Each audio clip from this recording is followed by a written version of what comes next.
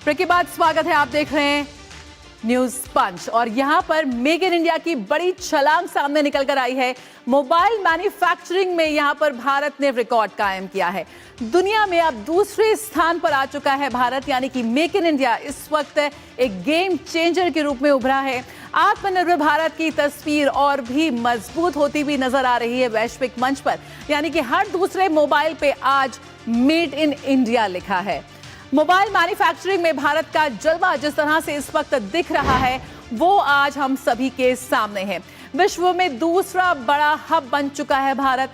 करीब 98% यानी कि 98% मोबाइल देश में ही निर्मित है। सैमसंग, एप्पल, शाओमी, वीवो का बन रहा है सेंटर।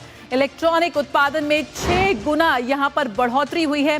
5 साल में करीबन 1.5 लाख लोगों को यहां पर नौकरी मिली है। साफ तौर पर आप देख सकते हैं कि कैसे इलेक्ट्रॉनिक्स उत्पादन में लगातार यहां पर बढ़ोतरी हो रही है, लगातार नौकरियों का सृजन हो रहा है और ये एक बहुत बड़ी खुशखबरी है और एक बहुत बड़ी सफलता है एक मैन्युफैक्चरिंग हब के रूप में भारत के लिए।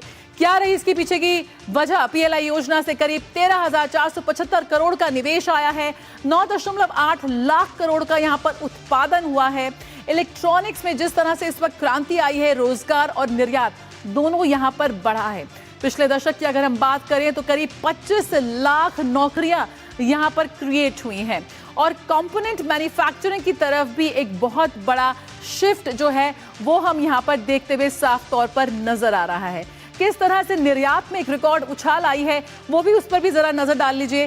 पीएलआई योजना से जिस तरह से फायदा हुआ है इस वक्त हमारे प्रोडक्शन को वो लगातार हम देख रहे हैं और कैसे रिकॉर्ड उछाल यहां पर निर्यात में आई है।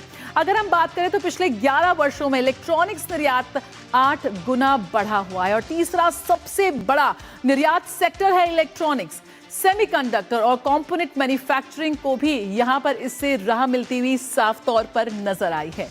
यानी कि जिस तरह से डिमांड इस वक्त आ रही है पूरे विश्व से, एक बड़ा सप्लाई केंद्र यहां पर भारत साफ तौर पर बनता हुआ नजर आ रहा है।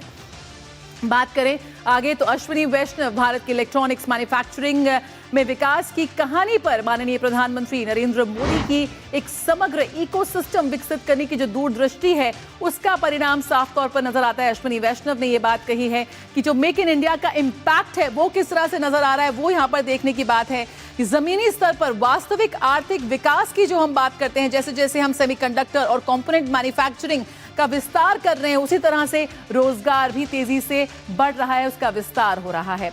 कैसे तैयार उत्पादों से लेकर कंपोनेंट्स तक उत्पादन बढ़ रहा है ये आज हम सब देख रहे हैं।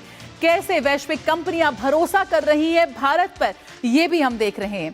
भारतीय कंपनियां कैसे आज नौकरियां पैदा कर रही हैं, कैसे प्रतिस्पर्धा हो रही है, कंपटीशन हो रहा है और कैसे हम उसमें बेहतर कर रहे हैं ये भी आज सभी के सामने है। यही तो है मेक इन इंडिया की प्रभावशाली सफलता की कहानी जो इस वक्त पूरा विश्व देख रहा है। आज जब हम बात करें मैन्युफैक्चरिंग हब बनने की तो तमाम ऐसी चीजें हैं जिन पे भारत अग्रसर है।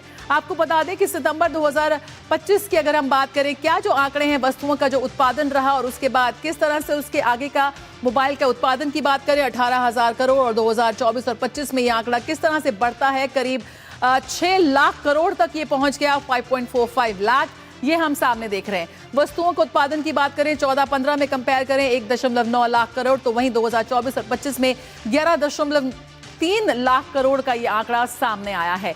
वस्तुओं के निर्यात की बात करें 38,000 करोड़ से लेकर आज यहां पर किस तरह से बढ़ रहा है 2014 से 15 से 2025 की जो पूरी तस्वीर है साफ तौर पर ये आंकड़े हैं जो आपके सामने आज की किस तरह से रिकॉर्ड उछाल हुआ है, किस तरह से बेहतरी हुई है।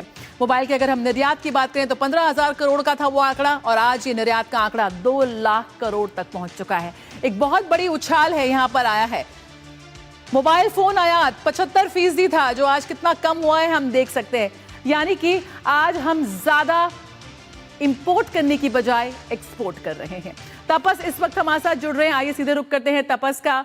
तपस, जिस तरह से आज हम निर्यात को बढ़ावा दे रहे हैं, यहां पर बात करें तो make in India and make for the world का जो नारा पीएम मोदी ने दिया था बहुत ही सही तरीके से साकार होता नजर आ रहा है और ये हम नहीं, ये आंकड़े कह रहे हैं। क्या कुछ बाजार कह रहे हैं, जानना चाहेंगे आपसे। बिल्कुल, उसमें कोई दो राय नहीं है। जो नारा made in India, make in India का जो प्रधानमंत्री नरेंद्र मोदी ने 2014 में दिया था, मैं एक एग्जांपल देता हूँ। 2014 में सिर्फ 2 मोबाइल मैन्युफैक्चरिंग यूनिट थी और आज इस वक्त 300 से ज्यादा मैन्युफैक्चरिंग यूनिट हो चुकी है। तो आप सब देख सकते हैं करीब 150 गुना वो एक जो 150x जो बढ़ोतरी हुआ है वो दर्शाता है किस तरीके से लोगों ने प्रधानमंत्री का ये जो नारा है उसको सच में अपने अंदर समाया और उसको आगे लेके गए। बहुत सारे लोग कहते थे कि भारत में मैन्युफैक्चरिंग नहीं हो रही है, आपको याद होगा। ये उन लोगों को एक तरह से जवाब है कि किस तरीके से मैन्युफैक्चरिंग सिर्फ हो नहीं रही है बल्कि पूरे विश्व की मैन्युफैक्चरिंग अब हम कर रहे हैं। और सबसे बड़ी बात है क्यों मैन्युफैक्चरिंग पे इतना जोर दिया जाता है, क्योंकि लोगों इसी से लोगों को जॉब मिलती है और करीब करीब 25 लाख लोगों को इस सेगमेंट में पिछले 10 साल में जॉब मिली है, लोगों को नौकरी मिली है। और ये दर्शाता है कि जो एक विजन था, एक आज से आप समझिए 2014 में एक विजन लेके आए थे सरकार का, वो विजन आज साकार होता हुआ दिखाई दे रहा है, जिससे लोग कहीं ना कहीं ये समझ रहे हैं कि मेक इन इंडिया ही है जो आपको आगे लेके जाएगा। एक एग्जांपल देते हैं, हम लोग सब ब्रॉडकास्ट मीडिया में काम करते हैं, ठीक है।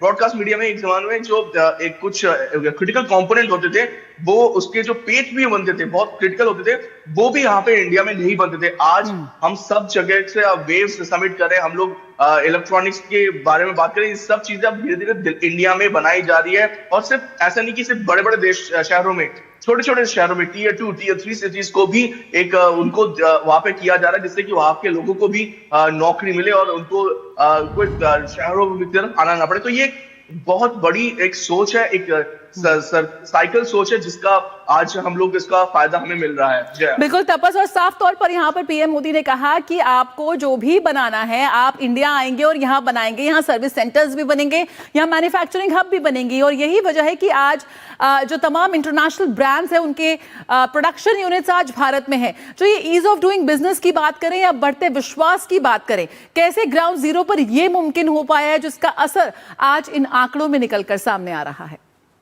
इसमें कोई दो राय नहीं है कि ईज ऑफ डूइंग एक जमाना था, मैं कहूंगा कि जब जो कंपनीज आती थी, इनफैक्ट आपको याद होगा कि जब प्रधानमंत्री ने शुरू किया था स्टैंड अप इंडिया, जो लघु उद्योग है उनको देने की, तो वहां पे भी लोगों ने कहा था कि बॉटल नेक्स है, यानी कि आप कहाँ जाए, कहाँ किनसे अप्रूवल ले। अप्रूवल का एक बहुत बड़ा झमेला था, तो ये पूरा झमेला हटाया गया। इसलिए जो लोग थे उनको हटाया गया, सहूलियत दी गई कि एक साथ ही एक ही सिस्टम में आप अपने डॉक्यूमेंट डालिए, एक ही बारी में आपको क्लियरेंस मिल जाएगी। और प्रधानमंत्री नरेंद्र मोदी का जो विजन था कि हम लोग एक इंक्लूसिव ग्रोथ लेके चले। देखिए सब ये अहम होता है कि आप किस तरीके से कुछ लोग ज्यादा बढ़ रहे हैं, किस लोगों के पास नहीं है, वो नहीं, एक सबका साथ सबका विकास जो एक्चुअली मोटो है उसको लेके जाना, अब वो अपने आप में दर्शाता है कि कितना अहम है। आप देख सकते हैं जो गुड्स प्रोडक्शन था, आपने कहा आपने कि करीब 2014-15 में करीब 1.9 लाख करोड़ का इलेक्ट्रॉनिक गुड्स प्रोडक्शन था, वो ऑलमोस्ट 12 लाख करोड़ पे पहुंच गया। ये बिल्कुल, तो ये आंकड़ा साफ है, ये प्रगति साफ है, विकास भी, विश्वास भी। बहुत बहुत शुक्रिया तपस फिलहाल इस जानकारी के साथ जुड़ने के लिए। तो आज भारत मैन्युफैक्चरिंग हब बन रहा है और यही वजह है कि नौकरियों का सृजन हो रहा है, बहुत ज्यादा युवाओं को रोजगार मिल रहा है। और ये तो बस एक शुरुआत है, ये जो ग्राफ है वो लगातार आगे बढ़ता जाएगा। न्यूज़